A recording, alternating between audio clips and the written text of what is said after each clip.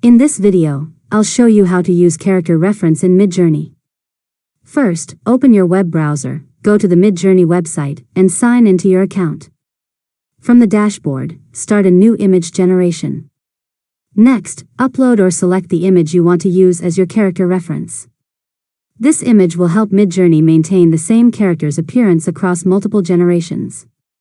Choose a clear image that shows the character's face and overall look.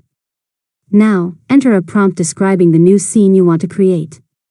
Your prompt controls the environment, pose, clothing, lighting, and other details, while the character reference keeps the character's identity consistent. After that, add the selected image using the character reference option or attach it as your character reference if you're using the web interface. If available, adjust the character weight setting to control how closely Midjourney follows the reference. Then click Generate.